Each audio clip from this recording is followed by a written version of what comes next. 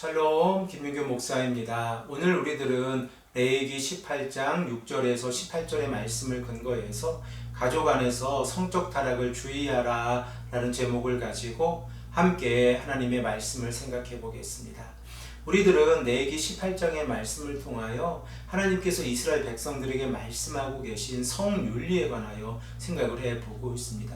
하나님께서는 레위기 18장 1절에서 5절의 말씀을 통하여 이스라엘 백성들이 이방인들의 풍습을 따르지 말라라고 말씀하고 계신데, 그 주된 이유가 이방인들이 우상을 섬기면서 성적인 타락의 길을 걸어가고 있기 때문에 그렇습니다. 그러므로 오늘 본문 말씀에 기록되어져 있는 6절에서 18절의 말씀을 우리가 생각을 해보면 근친상간으로 간주되어지는 성적 타락의 목록들이 기록이 되어져 있습니다. 먼저 우리가 다 함께 6절의 말씀을 한 목소리로 읽겠습니다. 각 사람은 자기의 살붙이를 가까이 하여 그의 하체를 범하지 말라. 나는 여호와니라. 본문 6절의 말씀에서 그의 하체를 범하지 말라라고 하는 이 의미를 문자적으로 생각을 해보면 그의 벌거벗음을 드러내지 말라라고 하는 내용입니다. 그리고 이 내용을 우리가 이스라엘 공동체에 적용을 해보면 하나님께서 허락해 주시는 창조 질서 안에서 결혼제도가 유지되어져야 하는데, 이 결혼제도가 하나님께서 원하시는 창조 질서 밖에서 이루어질 때에 이러한 모든 결혼제도를 금하고 계시다는 사실을 우리가 생각을 해볼 수 있습니다. 특별히 우리가 구약적인 배경에서 이스라엘 백성들이 이방인들과 결혼하는 것을 금지하고 있다는 사실을 우리가 신명기 7장의 말씀을 통하여 생각해 볼 수 있는데, 신명기 7장 3절에서 4절의 말씀을 보면 이스라엘 백성들은 이방인들과 결혼할 수 없습니다. 그 이유는 이방인들과 결혼함으로 인하여 이스라엘 백성들이 하나님을 버리고 우상을 섬기기 때문에 그렇습니다. 우리 이 시간에 신명기 7장 3절에서 4절의 말씀을 한 목소리로 읽겠습니다. 또 그들과 혼인하지 말지니 내 딸을 그들의 아들에게 주지 말 것이요 그들의 딸도 내 며느리로 삼지 말 것은 그가 내 아들을 유혹하여 그가 여호와를 떠나고 다른 신들을 섬기게 하므로 여호와께서 너희에게 진노하사 갑자기 너희를 멸하실 것임이라. 그러므로 이스라엘의 백성들은 가능하면 동일한 지파 안에서 결혼하는 것을 선호하고 있었습니다. 그리고 심지어 사촌 간의 결혼도 이스라엘의 공동체 안에 이루어지고 있다는 사실을 우리가 24장, 창세기 24장의 말씀을 통하여 생각해 볼 수 있습니다. 그러나 이보다 더 가까운 촌수에 해당이 되어질 경우에 레위기 18장 6절에서 18절에 기록되어져 있는 내용들처럼 모든 결혼 제도가 금지되어져 있다는 사실을 우리가 생각을 해볼 수 있습니다. 레위기 18장 6절에서 18절의 말씀을 보면 구약시대의 결혼 제도가 남자 중심으로 이루어지고 있다는 사실을 우리가 생각을 해볼 수 있습니다. 그러므로 남자가 주도권을 가지고 결혼을 하게 되어질 때에 이를 설명하고 있는 내용입니다. 그러면 우리들은 레위기 18장 6절에서 18절의 말씀을 어떻게 정리해 볼 수 있습니까?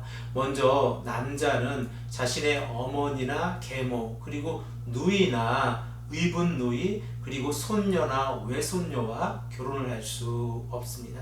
그리고 두 번째로 고모나 이모, 그리고 이복 누이, 의붓딸, 의붓손녀와 결혼할 수가 없습니다.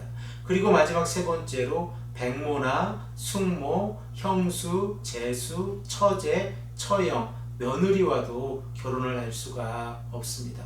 이렇게 레위기 18장 6절에서 18절의 말씀을 해서 하나님께서 이 결혼 제도에 관하여 우리에게 말씀하고 계시면서 결혼을 금지하고 있는 그 내용을 우리에게 말씀하고 계신 그 내용을 생각을 해보면 하나님의 창조 질서 안에서 가족이 되어진 사람들과 함께 결혼하지 말라라고 하는 것을 우리가 생각해 볼 수 있습니다. 하나님께서는 아담과 하와를 창조하시고 그리고 그 둘이 합하여 한 몸을 이루게 하셨습니다.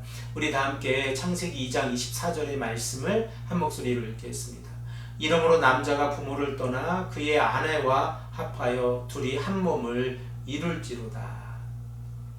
이렇게 아내와 남편이 한 몸을 이루었을 때에 구약시대에 이러한 결혼제도는 현대를 살아가는 우리들의 개념과 조금 다른 개념을 가지고 있었습니다. 그 내용을 우리가 생각을 해보면 구약시대의 결혼제도는 동일한 구성원이 되어지는 하나의 방법이었는데, 이제 여인들이 남자와 결혼을 하였을 때에 이 남자와 결혼을 한 이 여인은 영속적으로 그 공동체의 구성원이 되어집니다. 그리고 심지어 남편이 죽거나 남편이 아내와 이혼을 한다고 할지라도 이러한 결혼제도는 유지되어지고 있다는 사실을 우리가 생각을 해볼 수 있습니다. 그러므로 구약시대의 결혼제도는 이 가족 안에서 수평적인 연결을 해주고 있다는 사실을 우리가 생각해 볼 수 있습니다. 히브리적인 사고에서 여인이 한 남자를 만나서 결혼을 하게 되어졌을 때에 이 여인은 시부모님으로서 시부모님을 모시게 되어지고 시부모님에게 며느리가 되어지지만 동시에 시부모님의 딸이 되어진다는 사실을 우리가 생각을 해보면 구약시대의 결혼제도가 현대의 개념보다 더욱더 강하게 우리들의 삶에 다가오고 있다는 사실을 생각해 볼 수 있습니다. 또한 우리들은 룻기의 말씀을 통하여 이러한 결혼제도를 잘 이해하고 있습니다. 그러면 레위기 18장 6절에서 18절의 말씀을 우리가 읽어갈 때에 두 가지 원칙을 적용해 보면 그 내용을 쉽게 파악할 수 있습니다. 첫 번째 원칙은 남자는 밀접한 혈연 관계에 있는 여인과 결혼하지 못합니다.